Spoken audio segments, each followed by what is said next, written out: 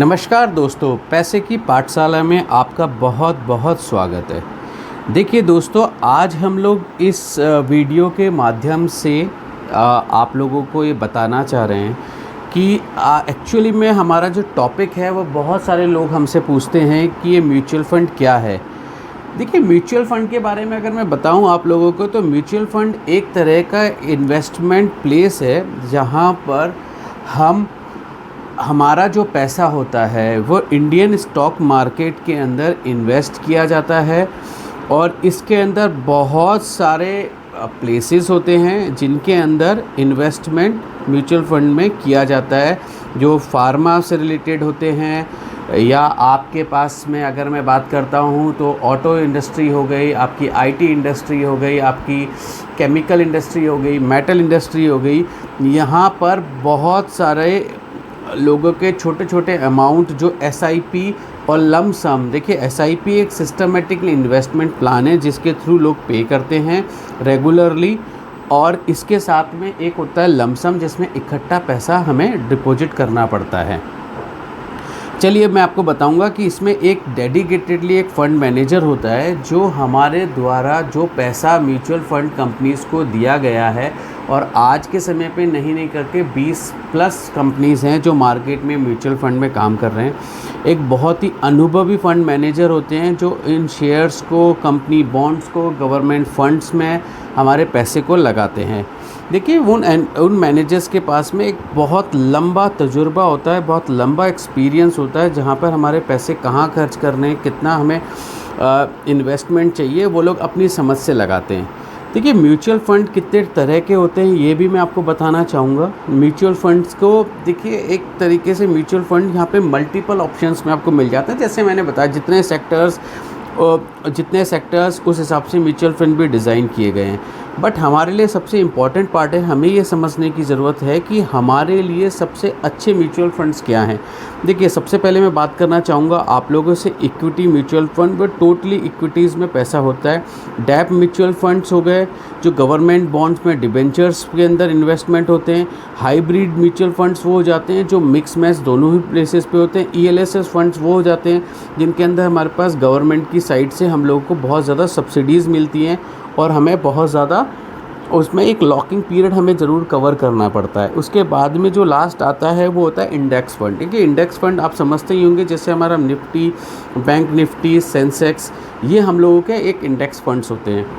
अब मैं आपको इन फंड्स के बारे में थोड़ा ब्रीफली एक्सप्लेन करता हूँ कि ये फंड्स कैसे होते हैं। देखिए, इक्विटी म्यूचुअल फंड जो है वो एक हाई रिस्क और हाई रिटर्न, ये कैसे समझते हैं मैं बताता हूँ। देखिए, इसके अंदर अभी तक का रिकॉर्ड हमने 5-10 सालों का देखा है, तो कई म्यूचुअल फंड्स ने 25-25, 30-30% की भी रिटर्न दिए हैं।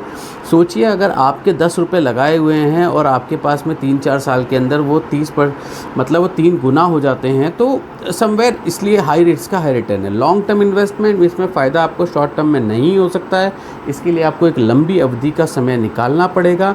और इसके अंदर आइडियली जो हम एज ए एक्सपर्ट्स और हम लोग अंडरस्टैंड करते हैं फिनेंशियल्स, वो होते हैं हम लोगों के पास मिनिमम 5 साल का। देखिए, उसके बाद हम लोग बात करते हैं डैप म्यूचुअल फंड्स को। देखिए, लॉट म्यूचुअल फंड्स के अंदर लो रिस्क होता है, स्टेबल रिटर्न्स होते हैं, और ये शॉर्ट टर्म के अंदर भी हमें एक आइडियली रिटर्न देते हैं अगर हमारे पास 6 से 7% के रिटर्न है। क्योंकि मेजरली ये लोग बहुत स्मॉल पार्ट इन्वेस्ट करते हैं इक्विटी के अंदर। मेजरली जो उन लोगों का इन्वेस्टमेंट होता है वो मेजरली बेसिकली गवर्नमेंट डिबेंचर्स के अंदर हो गए, एफडीज़ में हो गया, जहाँ से हमें लोअर इनकम आती है, और एक शॉर्ट टर्म के अंदर 5 से 6% का हम रिटर्न इसमें बना सकते हैं। देखिए, हाइब्रिड म्यूचुअल फंड्स क्या होते हैं। देखिए, इसमें एक मॉडरेट रिस्क होती है, और जिसे हम लोग समझते हैं एक बैलेंस रिटर्न के हिसाब से। और इसे बैलेंस रिटर्न मतलब मैं आपको बता दूं, देखिए इसके अंदर बहुत ही सिस्टमेटिकली एक फ़ंड मैनेजर हमारे पैसे को एक इन्वेस्ट करता है, जिसमें हमें इक्विटी भी होती है, इसमें हमारे पास डेट भी होती है, डिबेंचर्स भी होते हैं, राइट, जिसके अंदर हमें दोनों बैलेंस हमारे पास एक रिटर्न आता रहता है। और मैं रिकमेंड करता हूँ मैक्सिमम लोगों को कि आप एक बैलेंस फंड में ही इन्वेस्ट कीजिए। देखिए, ईएलएसएस फंड क्या होते हैं, ये टोटली टैक्स रिबेट फंड होते हैं। हाई रिस्क होता है इनके अंदर क्योंकि इक्विटीज़ में इन्वेस्ट करते हैं। 2.5 लाख रुपए तक की इसमें छूट मिल जाती है, पर मिनिमम 3 साल के लिए आपका इसमें लॉकिंग बनता है, जिसमें आप किसी तरह का विड्रॉल नहीं कर सकते हैं। गाइज़ एक छोटी सी बात मैं ज़रूर आपको बताना चाहूँगा, अगर म्यूचुअल फंड्स में आप इन्वेस्ट कर रहे हैं तो कोशिश कीजिए कि एक लंबी अवधि के लिए रखिए।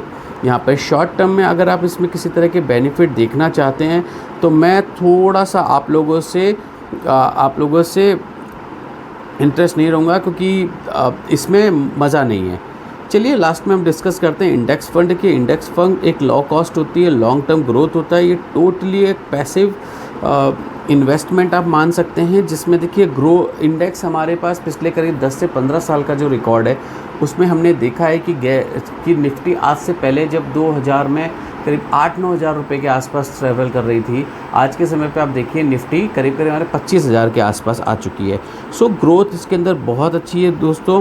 पर मेरी एक आप लोगों को एडवाइस भी है, किसी भी तरह के म्यूचुअल फंड में पैसा लगाने से पहले प्लीज़ सोच के समझ के म्यूचुअल फंड लगाइए। म्यूचुअल फंड में SIP के थ्रू इन्वेस्टमेंट कीजिए।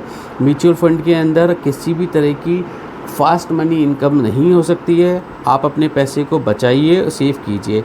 अगर आप लोगों को मेरा ये चैनल अच्छा लग रहा हो तो मेरी रिक्वेस्ट है आप सभी से, प्लीज़ लाइक और सब्सक्राइब कीजिए।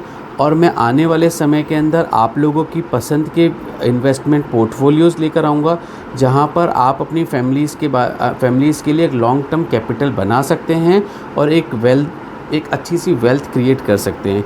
Thank you so much. Please like और सब्सक्राइब कीजिए मेरे चैनल को। Thank you so much.